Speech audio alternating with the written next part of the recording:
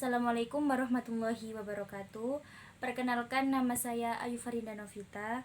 Saya dari kelas D1 Manajemen Dakwah yang akan menjelaskan tentang perkembangan dakwah sebagai ilmu. Yang pertama adalah periode tentang dakwah para nabi sebelum Nabi Muhammad SAW.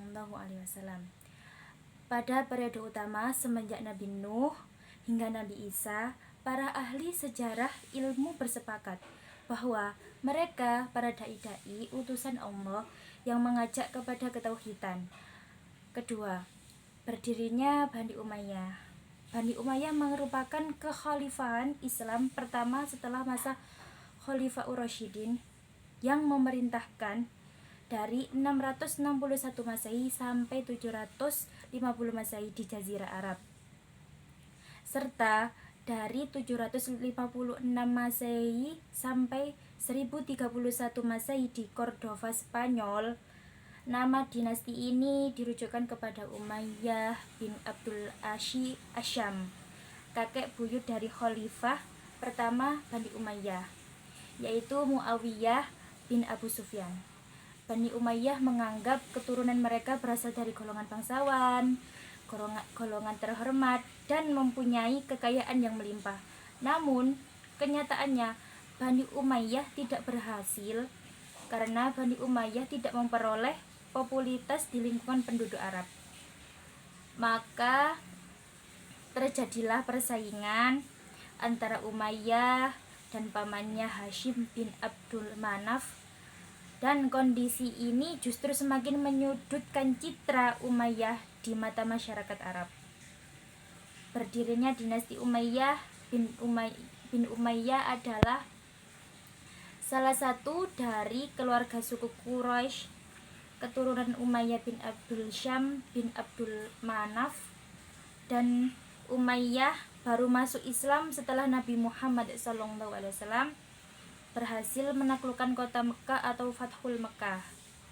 Sampai pada akhirnya Ali bin Abi Thalib terbunuh oleh seorang Khawarij yang bernama Abdurrahman bin Muljam pada tanggal 17 Ramadan tahun 40 Hijriah. Pada saat itu, sebagian masyarakat Islam di Arab, Irak dan Iran memilih dan mengangkat Hasan bin Ali karena ia menyadari kelemahan dan kekurangannya dalam kepemimpinan. B. Masuknya Islam di Indonesia. Beberapa sejarawan yang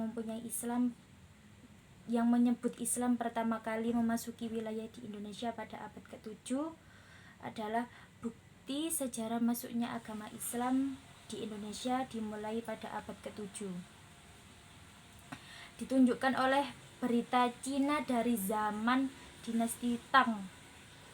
Hal ini juga didukung oleh keterangan para pedagang Muslim, Arab, dan Persia yang memiliki hubungan dagang kerajaan Sriwijaya di Palembang. Dan selanjutnya C. Semasa sebelum penjajahan. Meski Islam masuk ke Indonesia pada abad ke-7, penyebaran baru terjadi pada sekitar abad ke-12. Pada awalnya Islam diperkenalkan melalui para pedagang Muslim Arab.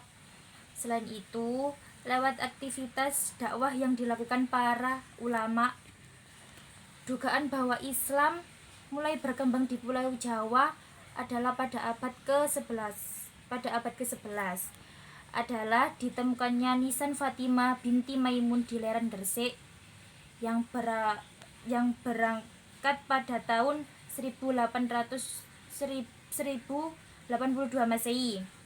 Selain itu, terdapat jirat atau batu nisan yang khas dari Gujarat di nisan makam Maulana Malik Ibrahim di Gresik.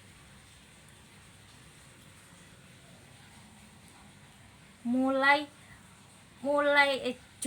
bertumbuh pada abad ke-13 di pantai utara Sumatera dari catatan Marco Polo yang singgah di Perlak ketika dalam perjalanan pulang dari Cina menuju Persia pada tahun 1292. dilaporkan bahwa setidaknya ada satu kota muslim di Indonesia, dan diketahui bahwa saat itu telah ada kerajaan Islam yang menguasai perdagangan di Selat Malaka dan memiliki pelabuhan-pelabuhan penting untuk mengekspor lada ke Gujarat dan Benggala. Baru-baru ini, setelah pada abad ke-15, pedagang muslim dari Arab, India, Sumatera, Semenanjung Melayu, dan Cina mulai mendominasi pedagang di Indonesia yang saat itu dikuasai oleh para pedagang Jawa. Dinasti Ming Cina melakukan pelayaran yang bertujuan untuk menciptakan pemukiman muslim Cina di Palembang. Dan selanjutnya D. Sejarah Islam pada masa kini.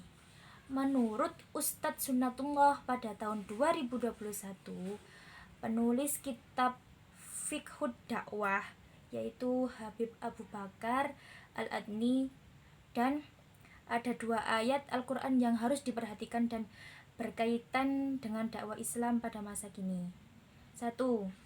Ayat perihal anjuran-anjuran kepada umat Islam untuk melakukan dan mengajak orang lain melakukan kebaikan, sebagaimana firman Allah yang berbunyi, wal takun minkum ummatu yad'una ilal khairi wa ya'muruna bil ma'rufi wa yanhauna 'anil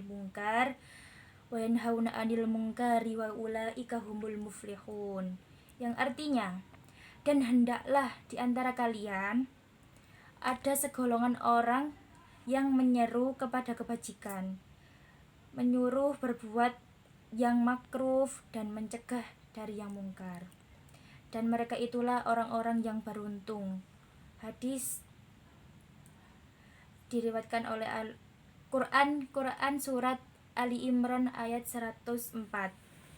Dan kedua yaitu prinsip dakwah. Dari penjelasan di atas ada 2 prinsip yang perlu diperhatikan, yaitu 1. Mengikuti prosedur yang telah dijelaskan dalam Al-Quran. Yang kedua, menjauhi segala cara dakwah yang berpotensi menimbulkan pertikaian dan perpecahan antara umat Islam. Sebab prinsip dalam Islam sendiri adalah menjunjung tinggi persatuan dan perdamaian. Di antara itu khalifah-khalifah pada masa dinasti Umayyah.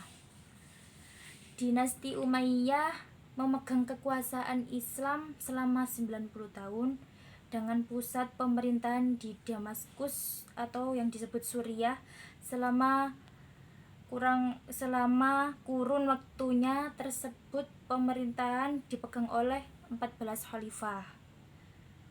Sekian penjelasan dari saya. Wabillahi taufiq wal hidayah wa ridha wal inayah. Wassalamualaikum warahmatullahi wabarakatuh.